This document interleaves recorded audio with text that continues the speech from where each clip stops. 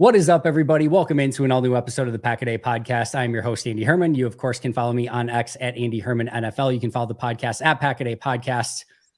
I am joined today, after far too long, by Perri Goldstein of Pack's What She Said and Alex Strofe from the Radio Waves. Alex, Perri, how the heck are you doing? I'm so glad to be back, Andy. Missed you. Alex? Yeah, have we even talked about the Packers getting eliminated yet? Or I think we did, but other than that, people know by now. I think somebody won a Super Bowl. I think the last time. Anyway, good to see you guys. It's great to see you guys as well. Like I said, it has been far too long. I'm super excited about today's episode. We're going to be going over some breakout candidates. We're going to be going over some regression candidates as well, because that's always within the realm of possibility.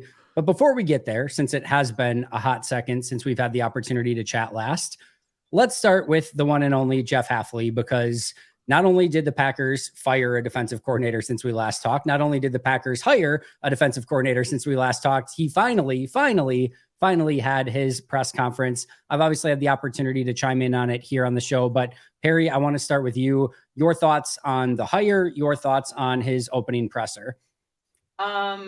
Yeah, wow, we haven't talked about this at all, which is crazy because listeners of this show know exactly, I think, how the three of us feel about the coaching change, which is that we're rooting for it, which not rooting for someone to get fired, right? Never rooting for that. But, I think best case scenario from this season was literally exactly what happened, which was every arrow is pointing upwards and they get a new defensive coordinator in. I don't think any of us necessarily had Jeff Hafley on our, list per se as the person who is going to get the role. But I don't really particularly care about that. I'm excited about it.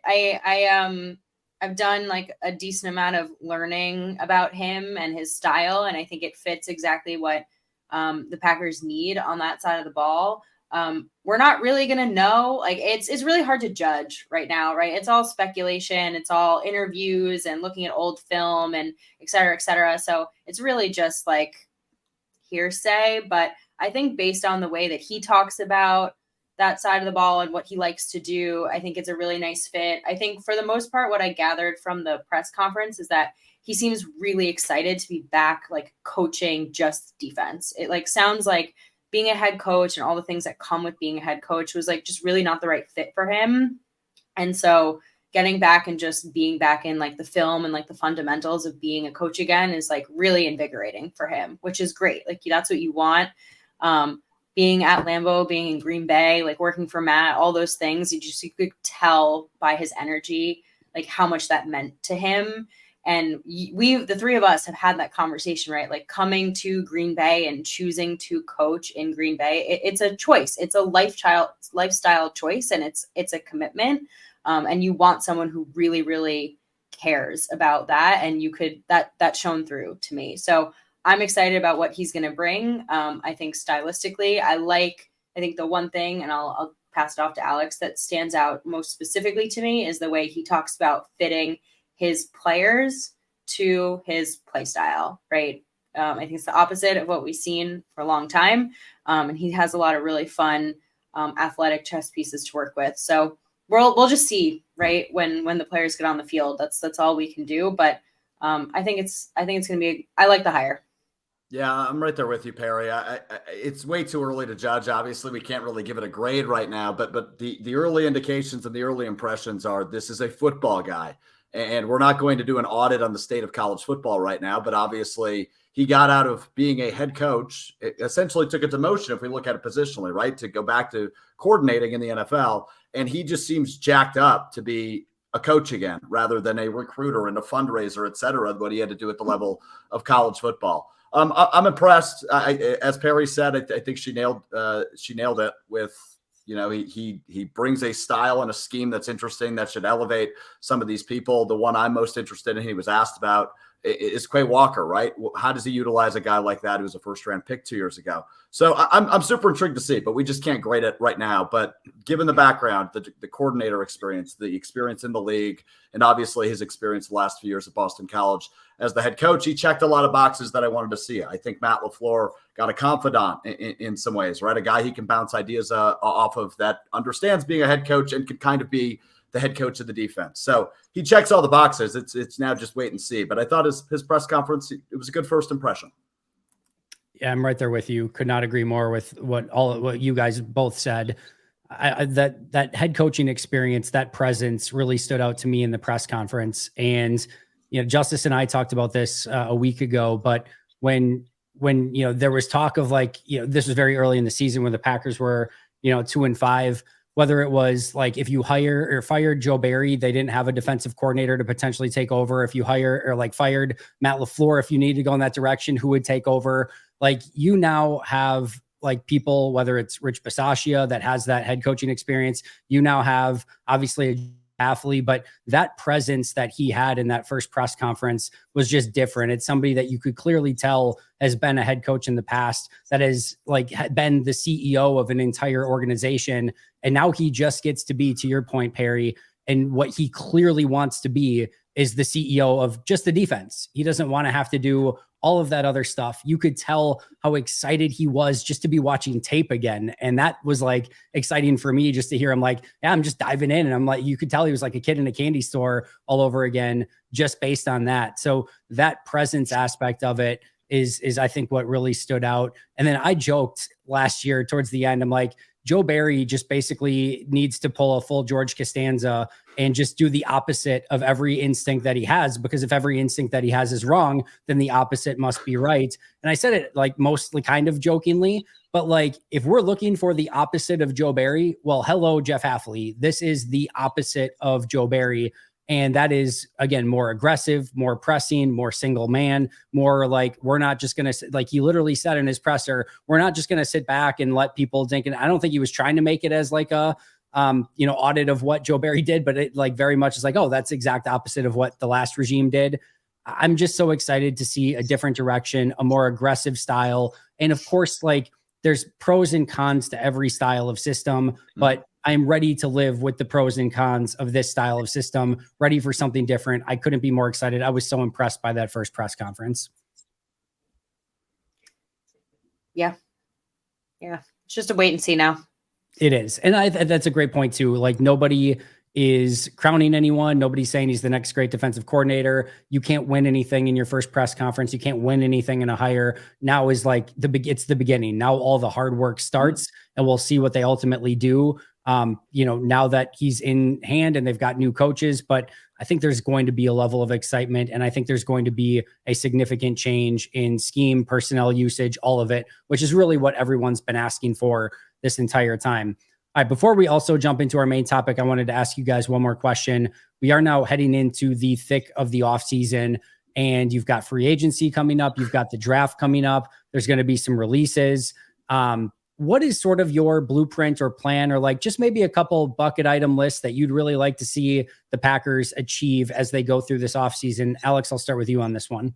Yeah, I probably should have learned my lesson over the course of every offseason when I get my hopes up that we'll take a big swing in free agency. But damn it, Andy Perri, this is the year I want to see Goody finally take a big swing in free agency, whether that's to address the safety position, which, by the way, that's a bucket list item, address the safety position early and often between free agency and the draft. But I would love to see him take a big swing. Like back in 19 when he signed the Smiths and Amos, those were some fun swings. I don't know how big they were in terms of a holy smokes, we got this guy swing. So I would love to see them bring in a big free agent, which I don't think Goody has really done yet in his tenure, unless I'm blanking on somebody. Otherwise, it's just filling some of the holes. As we talked about the last time the three of us got together, is this team's in a really good spot. We talked about the D coordinator position as an appealing position, right? Which I don't know is always the case. So attack linebacker, attack safety, get some depth on the offensive line, whether that's in free agency and in the draft. But this thing's in a good spot. The championship window is open. So make the right moves. I don't know that that's the good news is there's not a ton of moves to make. There's a few that I'd like to see them make, which includes a big swing in free agency, which is number one on the bucket list. Perri, before we jump to you, I just want to say, I think Zadarius Smith was a pretty aggressive swing in that first one. I would also argue that both Adrian Amos and Preston Smith were also significant swings in his first year. So for sure, I think all three of those would qualify, especially Zadarius. But I think things have just changed from then, from what they had to deal with from a salary cap standpoint, really from when they made all of those signings. He just kind of went and like spent everything all at once. And then after that, it was sort of maintaining the roster. But I do think he's going to have some flexibility. I don't think we're going to see anything in the 17 mil per year, which is, I think, what Preston got in that range, or sorry, what Zadarius got in that range in that first offseason. But I think somewhere in the Amos range, where I think was like, I don't know, 7, 8, 9 million a year. I think that's well within the realm of possibility. I'm not saying like 3 or 4 of them again, like he did that year, right? But I think 1 or maybe 2 is at least within the realm of possibility. Yeah, the other thing with him, though, is, and I'm not complaining by any means, right? But we just haven't seen that since. But he's made his money on the low risk, high reward moves. He's made so many of them that have worked out, and the ones that haven't were low risk. They didn't really matter, and that's what made him so special during his tenure as a GM. So I'm not knocking him by any means, but I just love to see a big swing this offseason. Totally get it, Perri. I think there's a pretty clear blueprint this offseason. You know, there's a couple of restructures that need to happen. Aaron Jones, potentially Preston Smith, if they want him back. There's a few unfortunate releases that I think need to happen, and or like non-bring backs, if you will. Like, Devondre is, I think, on that list. Darnell Savage being a big question mark. Like, there's some things that need to get answered in terms of like the current roster that need to happen before they make any decisions. I agree around free agency, but I only see the Packers making like one move. I think, like, given the cap and just who they are, I don't see it being anything more than that. I'd love to see them bring Keyshawn Nixon back. Even if it's just as a returner, like 1 year, potentially 2-year deal. He was an all-pro this past season. So if there's one guy in free agency, I'd love for them to bring back who's on their current roster, and then one swing in free agency. I agree with you, Alex. I'd like it to be safety. I think this season is going to be, they do this quite often, right? They double dip free agency and then the draft. And I think this season it's got to be at safety, right? Bring in one big free agent at safety, draft a safety, although it's not a great draft for safety, but that room's like virtually empty. So they're going to have to fill it some way. And they tend to do the double dip free agent draft. So that's kind of what I see them doing in terms of free agent swing. If not, I think inside linebacker might be the other option, but I think it's just going to be one major one, just given where they are monetarily. And then bringing back Keyshawn Nixon. But this is going to be another year where it's heavy draft. The new guys on the team are going to be the draft. They have the capital. They have it, in the top 50, top 90, if you will. So it's going to stay young as it should. And it worked out right this past season. But that's kind of, I think, what the blueprint is, like restructures, figure out who's on the team currently, maybe go re-sign, go out and get someone new, and then just really focus on the draft. I think they're not, could only not only be a double down. I think there could be a triple or quadruple down at safety legitimately. It would not shock me if they wanted to go into this season with like Anthony Johnson Jr. as like the 5th and like Zane Anderson and Benny Sapp battling for like a special teams safety spot, like and legitimate. And maybe one of those is bringing back a Rudy Ford or a Jonathan Owens or a Darnell Savage. That's within the realm of possibility, but like they need bodies significantly at that spot. And I think you could see not only a free agent signing, I think you could see 2 or 3 draft picks at safety. And we have seen Goody primarily focus on positions that are stronger in the draft when, given the opportunity, which maybe means he does have to, double dip at safety and free agency. And again, maybe that's an outside guy and an inside guy that's already here. But I think they're going to want to go into the draft with flexibility, but they need bodies there. But outside of safety, which is the clear and obvious, like you just cannot go into the season with Anthony Johnson Jr., Zane Anderson, and Benny Sapp. Yeah, you just can't do that. So outside of safety, which is a clear and obvious, they're going to have to add some bodies there. I'm going to go in 2 different directions. The first is this team needs a legit Aaron Jones backup. I think one of the big things that we learned from last year is they need a guy like Aaron Jones to really spark that offense. And when AJ Dillon was in, quite frankly, it just wasn't good enough. I'm not saying that Aaron or AJ Dillon can't be a usable NFL player in some situations, but if Jones is out, he does not bring that same spark. He does not bring that same playmaking ability. And that playmaking ability just opens up everything, the play action game, the receiver's ability down the field, and then obviously just getting plays from the running back position in and of itself, not to mention that Jones can win in the passing game as well. Mm-hmm. So I think adding a legit number 2 running back who has the ability to be a playmaker, because we know, they're not going to give Jones, 50 snaps a game. That's just not what they do. And we know that he's probably going to have some games where he doesn't play at this stage of his career. And I just think it's super important that they get that guy. And then the other one I'll say is I want to keep seeing this offensive line bolstered as much as possible. I'm already very much to the point where if Jordan Love is protected with all of these weapons on offense, this team's going to put up legitimate points. But as I've mentioned on here on numerous occasions, right now, I feel comfortable with the 5 starters that they are going to be able to put out there week 1 if nothing changes. But you're an injury away from Jordan Love having to constantly drop his eyes, from the run game not being as good, from pressure being a major issue, from not being able to hit some of those plays down the field because you've got somebody that's substandard where you have to legitimately change your offense because of it. I want more competition. I want more depth, and I want more talent on that offensive line, because if you give 10 time, good night, they're going to put up a lot of points. Yeah, I agree with you on both of those. I think I pictured them doing both those things in the draft. I don't think that's that's well within the realm of possibility. Yeah, I fully agree. I think the Aaron Jones replacement / backup conversation is a really interesting one, right? Like, there is a possibility AJ Dillon's back. I don't think it's a high possibility, but it is still out there. It's just not a long-term solution like I think all of us are looking for at that position this offseason. Well said. Yeah, I think they're going to take a running back higher than we think they are. So you think day 2 is that like early day 2 is what you're thinking? I think day 2, period. Okay. I mean, whether it's, because they're going to have 2 picks in the second, 2 picks in the third. Yep.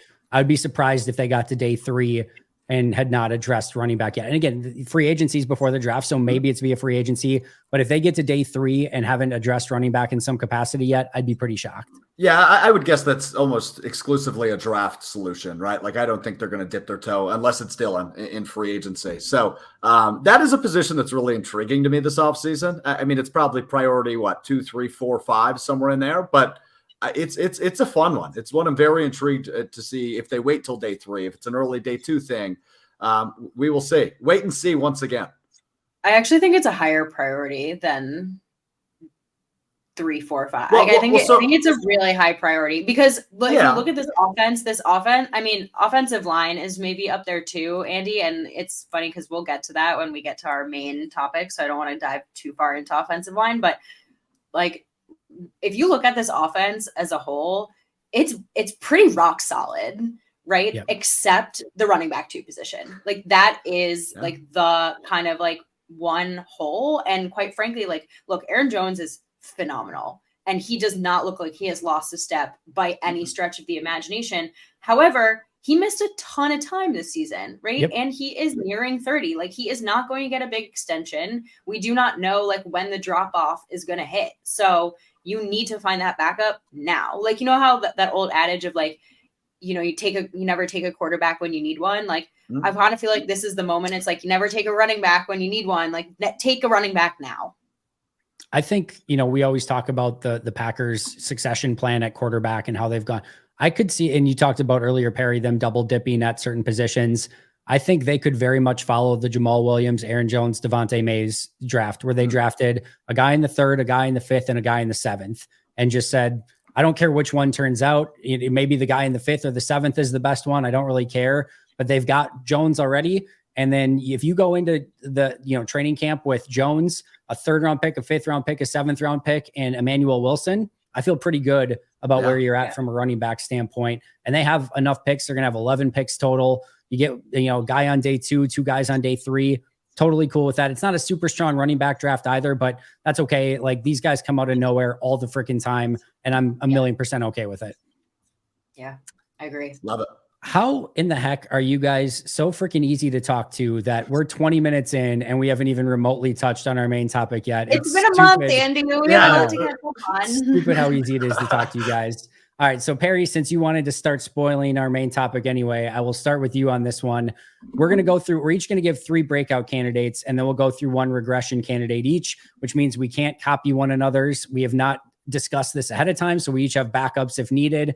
I think one of the hardest parts of this topic, I've been thinking about this topic for a couple weeks, and whether or not the hard thing about this topic is like the whole team is a freaking breakout candidate. Like literally the team is made of breakout candidates. So we could go in a million different directions here, but Perri, I will give you pick number 1. Oh my God. I'm so excited. Okay.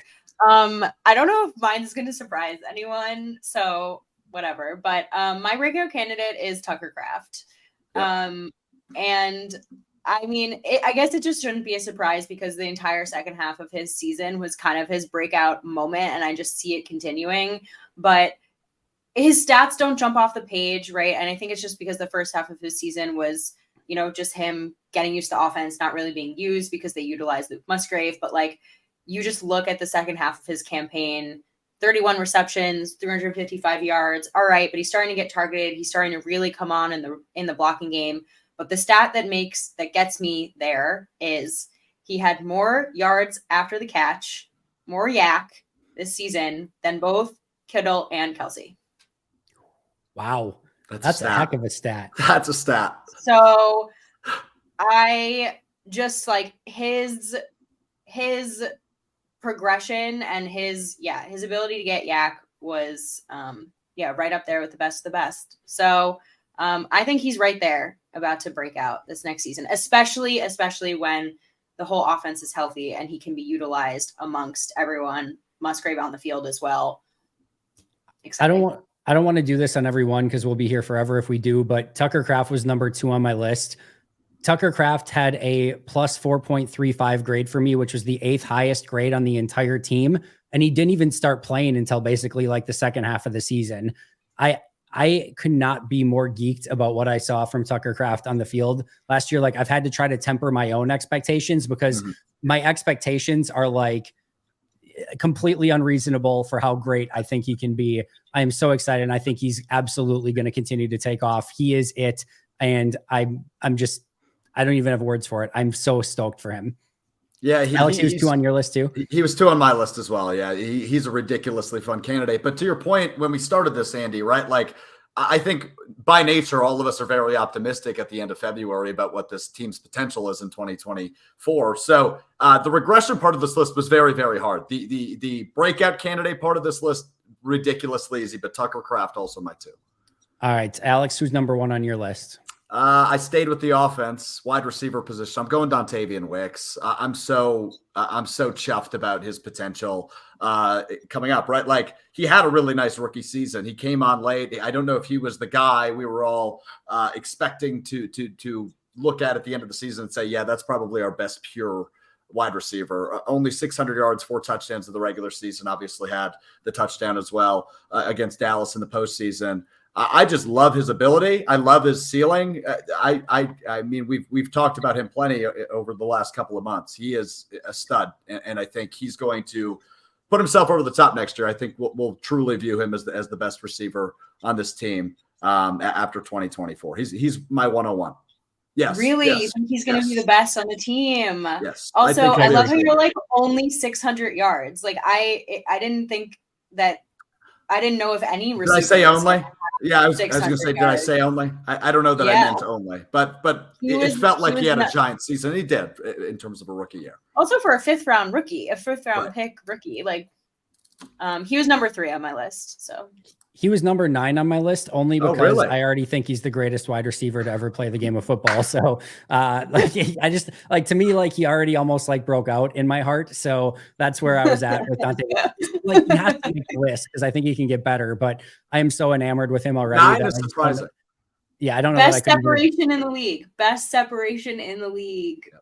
Separation sensation. He's amazing. I'm going to stick with wide receiver, and unfortunately, I'm going to regurgitate some stats from a podcast I did a couple days ago, but I'm going with Bo Melton.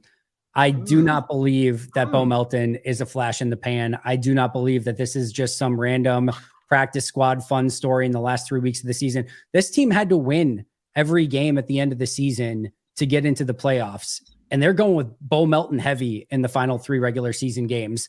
And those final 3 regular season games, he goes 15 for 211 and a touchdown during that time frame, which if you expand in a 17 game season is 85 for 1,200 yards and 6 touchdowns. Now, again, super small sample size. I know that it's very clear and obvious. Caught the touchdown in the divisional round game against the 49ers. He was my highest graded player per play of anyone on the team last season. He was PFF's second highest graded player on the team last season. Like, that is how good I think he can become. He is insanely fast. He is insanely talented. He lived in the middle of the field. He lived down the field. He did run after the catch stuff. He did stuff behind the line of scrimmage. I don't think he's just a gadget guy. I think they found a legitimate starting caliber wide receiver off of the Seahawks practice squad, pulled him up to end the season, and he's now a dude. I think that is where he's at. And I don't think he's going to slow down. This is another guy I'm insanely excited about. I know the wide receiver position is going to be really, really tough because they've just got so many freaking dudes, but I'm all in on the Bo Melton bandwagon and I am not getting off. Wow. You are his number 1 fan. You have Big been Bo Melton guy. You have been like conductor of the Bo Melton train since day one. There was a tweet that I had before they picked him up off of the practice squad from Seattle. I forget. I think it was, I was asking for them to release Sammy Watkins. And I think I said something to the effect of, do you need to go in any other direction? And I said, whether it's promoting someone from your own practice squad, picking up Bo Melton from the Seahawks practice squad, or signing Tom Grassi. It was, I think, so literally like my tweet. But like, I literally was like already calling for Bo Melton to come to Green Bay in replace of Sammy Watkins. And yeah, it's worked out amazing. So yes, I've been a fan for a while, but I was so impressed with how he played last year. Yeah. All right, we're gonna go in reverse order. So I get to do number 2 this time, and then Alex will get number 2. I'm gonna make this one quicker. I'm sticking on offense. I'm going Luke Musgrave. We talked about Tucker Kraft. Luke Musgrave isn't even like familiar with his own body yet and what his body can be. The favorite clip of the entire season is Matt LaFleur saying that Luke Musgrave didn't stumble or whatever, trip, whatever he said. Like, it was so amazing, but I think he's still legitimately learning when he needs to accelerate, when he needs to just sort of jog through things. I thought his run after the catch ability got better. I thought his breaking tackle ability got better as the season went on. And as a blocker, don't think he's ever going to be that guy, but he's a get in the way guy and he gives effort. And that's all I can ask for a guy that's a little bit wiry and a little bit just tall and skinny. I'm cool with him being the big wide receiver that can also do a little bit more blocking. They're going to find a ton of ways to use him and Tucker Kraft, as you mentioned early, Perri. Luke Musgrave, easily number 3. He was number 3 on my list. Melton and Tucker Kraft were 1 and 2. Number four on my list. So I'm right there with you. That entire room. I mean, the 2 guys we've already talked about is just so unbelievably exciting for next year. All right, I'm going to go the Quay Walker route, just because I mentioned him earlier. I mentioned how Jeff Hafley talked about his excitement for him. It's a position group, Perri, you mentioned earlier, right? That's obviously top heavy with him, but there's some decisions to make elsewhere and obviously some backfill to make throughout the course of this offseason. So I'm excited to see what Quay Walker can do in this new offense under Jeff Hafley. We know he's, an athletic freak. We know he has a pretty solid football IQ. Like, I'm very excited for what he could do. I think the breakout's just a year too late because he was a guy I was high on last offseason. We were playing the same game that was high on my list. I just hope this is finally the year because I think his potential is as high as it gets at that position. Love it. I'm with you, Alex. I'm waiting for, I think it's coaching now. It's just waiting for the right guy to come in and pull it out of him. Because you saw the jump. I thought he had a really nice jump to sophomore year, and it's like waiting for that breakout level. There's a few things that he needs to clean up. I think like mainly coverage. But everything else was starting to look, he was putting it together. Wow, you got there's 2 picks, Perri. I have 2. Yeah, you get 2 in a row. Oh, there's a few ways I can go here. Okay. This is the number 2 person on my list, which I'm surprised neither of you chose. So I want to hear why. But it's got to be Jayden Reed.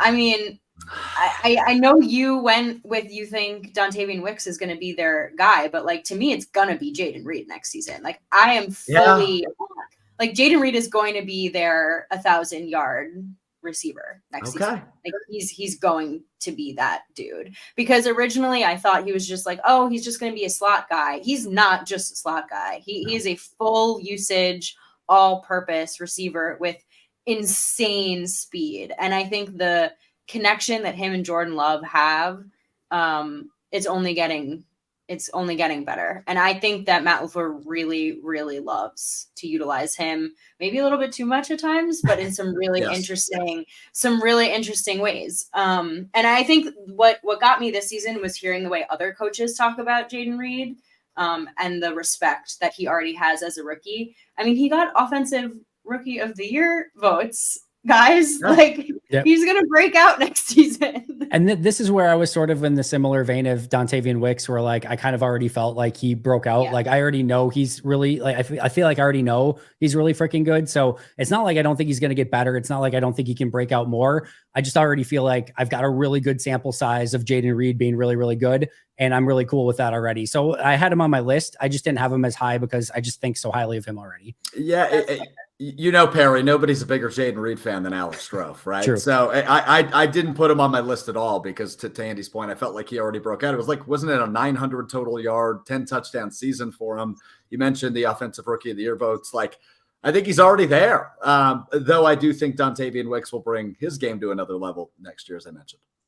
See, I don't think anyone on this team like really broke out yet. Like they all showed their flashes, right? And I think that like we're so attuned to this team that to us maybe they did. But if you're thinking about this team in terms of like, oh, I don't follow the Packers and I just am like around the league, you know, I don't know if you would say that like Jayden Reed, maybe, I guess. I put him in a similar category of Jordan Love and Zach Tom, right? Like neither of those guys crossed my mind for this list because I thought this year was that for them. I put Jayden Reed in the same vein.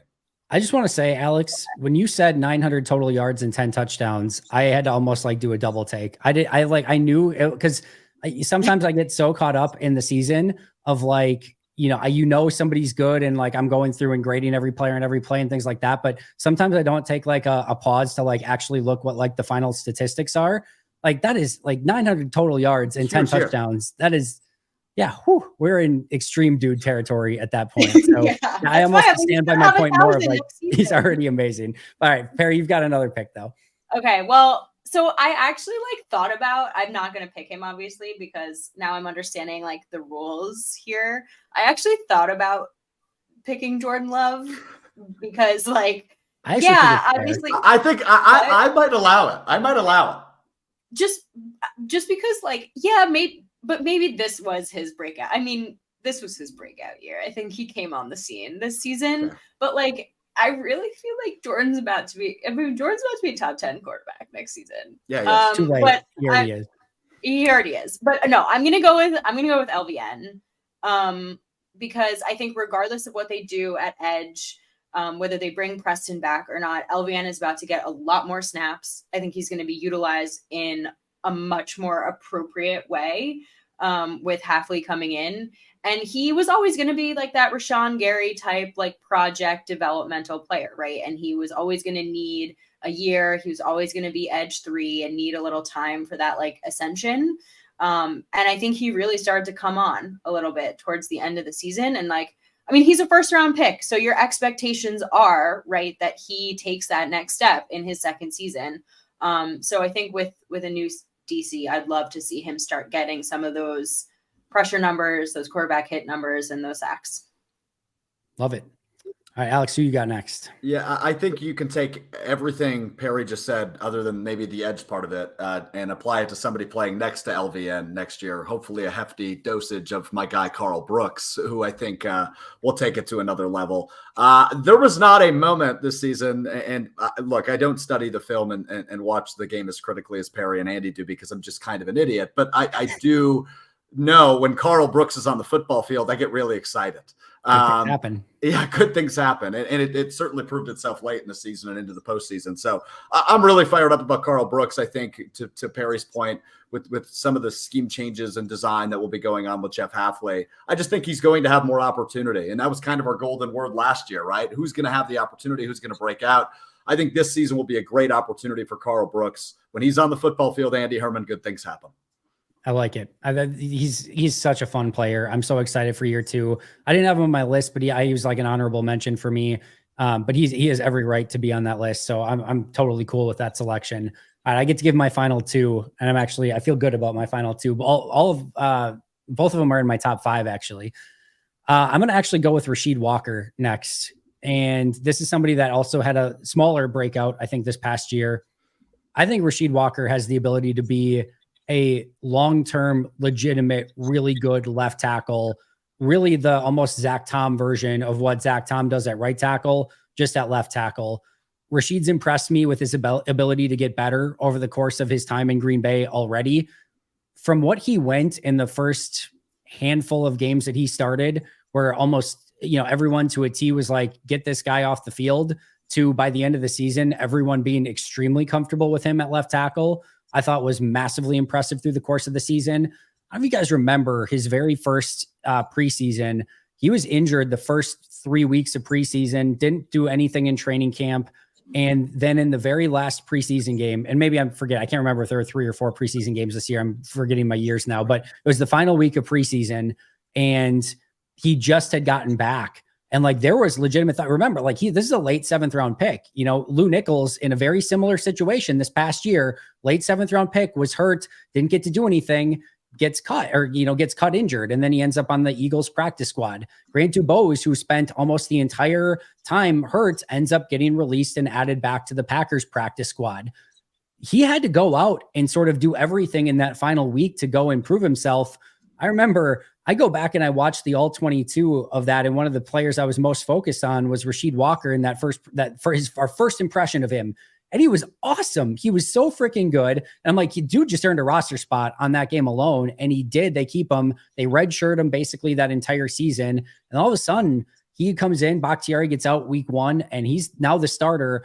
And I think the sky is the limit for what he can become. I think there's probably going to be some, level that he just gets to, and that is who he is. But I think he has a couple other steps that he can take as a starting left tackle. And I'm excited about his progression. And I think we'll see what happens with Bakhtiari in the coming weeks. But if that has to be Rasheed Walker moving forward, I feel very comfortable with it. I had a hunch his name would pop up tonight when we decided we were doing this game. I just wasn't sure which category he'd be in, because I think you could probably make a case either way. As I said, I'm optimistic on everybody right now. It's that point of the offseason, so the next part of this segment is going to be really hard to do. But I was intrigued to see when and where his name popped up. I think that was pick number 8 overall, so interesting. Yeah, and I'm going to finish up on my last one here, and that is with Christian Watson. I believe in Christian Watson, period, end of story. I know that the injuries have derailed him, but when he's been on the field, he's been really freaking good. And I do believe that they're going to do everything in their power to make sure that he is ready and prepared for this upcoming season. I'm hopeful that we're not going to see a bizarro series of soft tissue injuries again for Watson. And even if he can play 13, 14 games this upcoming season, I believe he will have a massive impact. He is graded well. He is statistically done extremely well. He brings a whole different dimension to this offense when he's out on the field. If he can just stay healthy, he is going to have a massive, massive year and a massive impact. He's one of those guys that doesn't even need the ball to go his way in order to make a massive impact. So for me, not giving up on him, I'm going Christian Watson. I do believe Andy just did 4. Yeah, you're right, Perri. He certainly did. I thought we were all going to do 4. We were only going to do 3? Yeah. Well, we're doing 4 now. So you know what? Okay. We're doing 4 now. But I agree with you on Christian. I do agree with you on Christian Watson. I do. I'm an idiot. I thought we were doing 4. No, it's fine. It's fine. I thought it was funny to call you out. I'll just keep going. I'm just going to keep going. I can keep going. Let's we do can 8 miss each. the whole offense. Yeah, Alex and Perri, lightning round. You each get one more. Yeah, Christian Watson was on my list as well. Obviously, missing 8 games. He only had 2 receptions in the playoffs. I'll do a preseason prediction. He will have more than 2 receptions in the next postseason. Last one, same vein. I'm going to go Jair. If he stays healthy, I still think he can be one of the premier corners in the league. He's paid like it. I think he showed some really good flashes this year. I'll go Jair. He just missed a lot of time. Perry's going to be mad at you. I think Alex is more leaning towards rebound more than breakout. More like but couldn't you make the case for Christian Watson then too? You could make that same case for Christian Watson then. Yeah, you're probably right. I mean, I know they're different levels, right? Like Jair's one of the best in his position or at his position in the league, but he missed half the season. You can't break out when you've already been an all-pro. Okay, it's a bounce back. I didn't think we were doing 4, Perri. Leave me alone. I put Alex on the spot. It's all right. We'll count a bounce back candidate. Leave, All right, leave me alone. Leave me alone. I mean, I like it. I like it. Of course you did. I kind of already did 4 too, because I kind of put Jordan. You did Love. All right, we're good. We're good then. All right, let's do one regression candidate each. I've got a few guys on my list. I'm intrigued to see where you guys want to go. Alex, since you haven't got to go first on any of these, we'll give you first pick on regression candidate. Yeah, I teased it. Perry's already mad at you for Jair Alexander. So I teased it earlier. I think it's going to be Jaden Reed. I still think he's going to be a really critical centerpiece of this offense. I just think statistically, I had to look at it, Andy, to your point earlier. That's why I didn't respond when you said that. I didn't realize how nice of a season he had. I just think statistically, he might be in a similar wheelhouse and maybe lower in some of those numbers, but he had a terrific rookie year. I think Dontavian Wicks picks up some of the slack. I think Romeo Dobbs continues to be who he is, Mr. Reliable for Jordan Love, and the tight end room is going to take away some reception. So Jaden Reed here, but I don't know how much I believe myself saying it out loud. Well, you have officially lost your biggest Jaden Reed fan in the world moniker with that pick, but I'll still give it to you. I see what you're saying, and I kind of had something similar on my list. But Perri, what direction are you going in? I'll respond to that first, and then I think that's a really nice answer for someone who doesn't see this team regressing, because like it is a bit of a cop-out, and like he's still going to do well, but it's hard to beat such a great season when you have 900 yards and 10 touchdowns. So right. Fair. Mine's also a little bit of a cop-out, and it's just like the interior of the offensive line. I just like, I have a lot of questions about not Elton, obviously, but just like at center and at right guard. I don't really trust Josh Myers, and right guard is such a question mark right now. Like Sean Ryan looked fine. But he rotated. Like he's never played a full game. We don't know if they're going to bring John Runyon Jr. back. Even if they do, again, he didn't look great. I don't know what kind of player he would be. You know, do they draft someone even so? Still, that's still a huge question mark whether that draft pick looks good. So I just don't feel great about where that side of the line looks this season. And I don't feel really good about their options because, again, like you do have options where you can move into center, right? You have Elton who can play at center. You have Zach Tom who can play at center. But why do you want to move guys from where they're playing right now excellently? And then you have holes at left guard and at right tackle, right? So with nowhere to fill. So I don't love where they've left themselves at the interior of the offensive line. Good call. I totally get what you're saying. My counterpoint would be I didn't think center and right guard were good last year, and I like to the point where like they were like the biggest weakness on the team. Like guys, like they had two guys that are rotating in, like they had options. Yeah. Like this year they don't even have options. True. Right now, at least as of now. No, that's fair. All right, I have three names, and I'll go through them each kind of quick. I know. I just make my own rules. Yeah, it's your show. Do what you want. But because I think, all right, let's put the elephant in the room. I think we have to at least mention that Jordan Love is a potential regression candidate. He was on my list. He's not going to be my choice, but I think we have to at least go into it of like that dude went on a heater in the second half of the season in an insane way. And my leaning would be, I think that's just who he is. But defenses are going to try more and more things against him. I still say some defensive coordinators probably going to figure something out, and they're going to have to figure out how to deal with that. I don't think that's going to be a major issue. There was no specific, like he saw a billion different defenses this past year, and he and Matt LaFleur had answers to pretty much all of it. But I think there's still, we have to at least address the possibility of it, even if I think all of us don't necessarily believe that that's ultimately going to end up being what happens. My two other ones really quick, Preston Smith, it's a even numbered year, and Preston Smith in even numbered years does not do as well. So that's like an easy one, but like also, we think LVN is probably going to get more playing time. Rashawn Gary is going to hopefully play a full season and probably play more snaps. There's this new, 4-3 defense, which I think you can make the argument LVN and Rashawn Gary fit into a little bit better than Preston. And Preston's a year older. And while I'm 98% sure Preston is back on the team, I can't say 1,000,000,000% for sure. There's still some potential opportunity there. But even if he is, I think and this mostly has to do with, I thought he had a really nice 2023 season, and just being a year older at his age, new defense, all that stuff.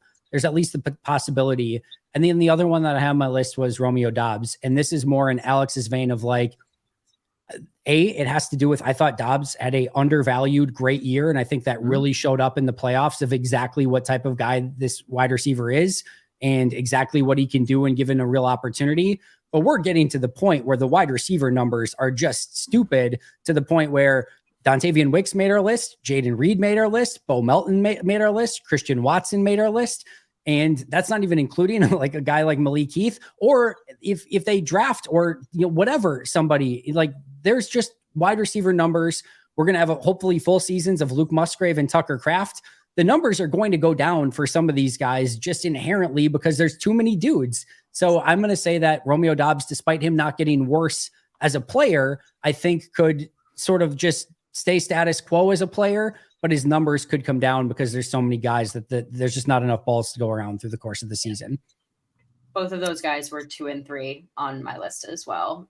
I'm still on the fence about Preston coming back, which is why he wasn't number one. But if I knew he was on the roster, he'd probably be number one for all the reasons you said, Andy. And also just like in general, I think your young talent that you just drafted, like, should be getting, the snaps, or at least taking some snaps away, for good reason.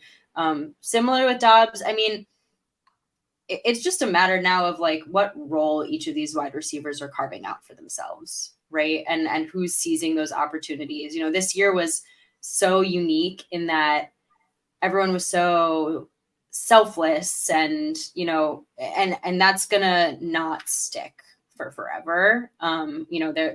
Someone is gonna break out. Someone is going to be that 1,000-yard receiver. Someone is going to eventually be a number one. That is just how things shake out in NFL offenses, and it is going to leave somebody on that very long list of talented receivers you just listed as a guy who maybe has games where they're just not utilized as much. It may not be Doubs, right? It may be somebody else. We don't know yet, but this is just us speculating. Yeah, I mean, Alex already mentioned he hates Jaden Reed, so that's another possibility there. Print the t-shirts. That's what I said. Alex hates Jaden Reed. Guys, like I said, it is stupid how easy it is to talk to you guys for 47 minutes out of nowhere. This is another one of those where I'm like, yeah, this will probably go like 30 minutes. We've got a deep convo to go, and it's like, no, we're going to talk for forever still, because it's always amazing talking with you guys. Any final thoughts before we jump out of here? Just real quick on the Jordan Love negativity. That's not allowed on the show. Never do that again. No negativity. I'm just saying, like, we have to. No, you're right. He was the second name on my list. That it's within the realm of reason to say, like, even if it's a minor step back, that's still a potential regression. Like I said, I'm not expecting it. I don't predict it. I think he's going to be great, but no, like you said, right? Small sample size. The second half of the season was a heater, but I think all of us optimistically just think that's who he is and what he can be, which means he should be probably a front runner for the MVP next year. Regression can also come in the form of like not meeting our incredibly lofty expectations, right? Like it could mean that he's still great, right? We just like saw this guy now and we're like, oh my, like I literally just said, oh, he's gonna be a top 10 quarterback next season, right? And he could be, number 10 and not top 5, in which we believe he can be, and all of a sudden to us and our super high now, like we believe he's going to be the next Hall of Fame quarterback, not meeting our expectations, like looks like regression. What if I told you next year he threw for 4,200 yards, 32 touchdowns, 11 interceptions? How would you feel? 64% completion percentage. Great season.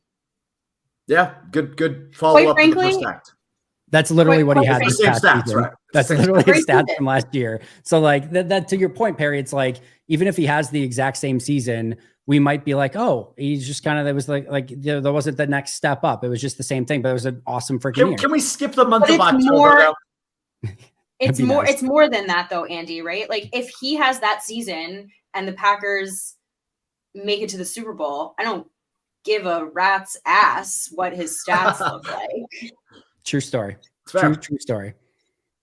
And same thing the other way. He could have the same numbers and they could, miss the playoffs by a game. Exactly. And it's same thing. Like, it's great that he had the same numbers, but you got to find a way to make the playoffs and step up like they did at the end of this past year. Mhm. It's all very complex. It's all very, very complex, but no negativity, Alex Strouf. I agree with you. We're all very, very high on the Jordan Love progression train. And we all think he's going to take that next step. I think that's safe to say. Totally. All right. Final thoughts for you, Alex? Or no, Perri. Alex, you got yours in. Perri, any final thoughts for you? Just gonna be a long off season now. This conversation made me really excited about watching Packers football, and now I have like 7 months before that.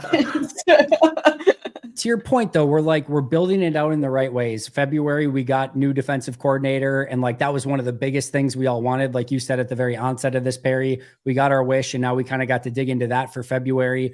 March is going to be free agency, and even if that doesn't necessarily include the Packers going to getting some dudes, it could be, that's the end of the AJ Dillon era. That's the end of the Keyshawn Nixon era. They could release David Bakhtiari. They could, there's going to be a ton of stuff that happens in March. And then April, we're going to get the draft. May, we're going to get to break down all the candidate or like the picks that the Packers just made. And then all of a sudden, before you know it, it's going to be rookie mini camps and mini camps, OTAs. June's going to be mini camp and OTAs. And then we're going to have like a month of like nothingness and then training camp. And it all is going to start all over again.